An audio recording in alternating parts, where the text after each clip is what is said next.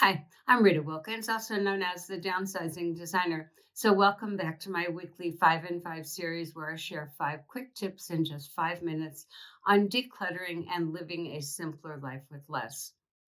So, for those of you that are returning, thanks so much for being here again. And also, thank you so much for your comments. They really do mean a lot. For those of you that are new, welcome. And I do hope that you find this valuable. So today's topic is one that I think will resonate with just about everyone, and it's about how to keep clutter from coming back once and for all. So when you declutter, it really does feel amazing. And then a few weeks later, somehow that clutter keeps creeping back in. And that's really frustrating for most of us. So you put in all of that effort only to find that you're starting all over a couple weeks later. So here's the thing, decluttering is not a one-time event, it's actually a habit. So today I'm going to show you 5 simple strategies to keep clutter from coming back for good. So let's get started. My first tip is change your buying habits. So, what is the biggest reason clutter keeps coming back? And typically, it's because we keep buying stuff. So, we bring more in than we let go.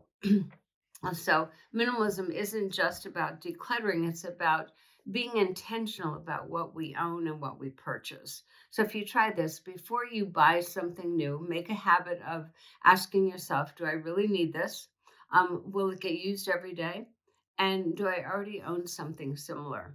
So, by making mindful choices, you're naturally going to keep clutter to a minimum, and you're going to be creating a home that's that's filled with things that just truly matter to you. Tip number 2 is stick to a 5 minute nightly reset.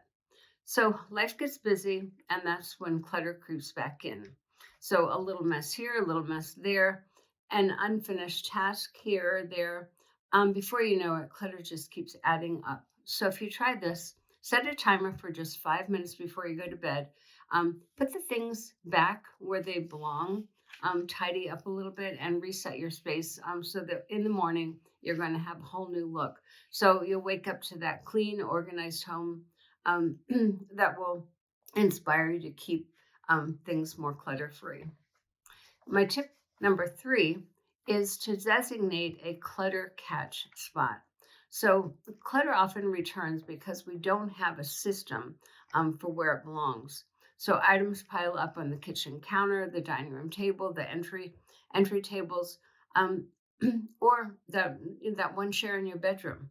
So, if you try this, create a clutter catch in a high traffic area. So, at the end of the day, do a quick clean out, put away the things that belong, and donate what you don't need. Put that in the donate box and and keep all of your surfaces clear. A few minutes now will also save you a lot of time later on. My fourth tip is one of the fastest ways clutter creeps in is the new stuff replacing the old stuff.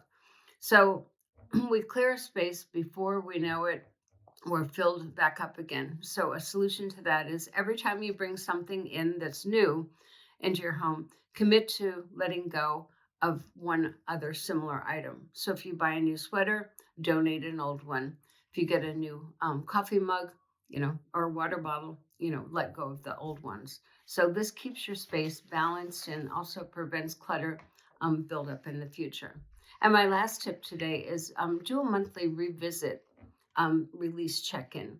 So even the best decluttering ends up with things that you thought that you would use, but then you never do. And that's pretty normal. The key is to catch it. In other words, catch those items before they pile up again. So once a month, take a quick walkthrough of your home and check your drawers, your closets for anything that you haven't used. So if something doesn't serve you anymore, then just let go of it.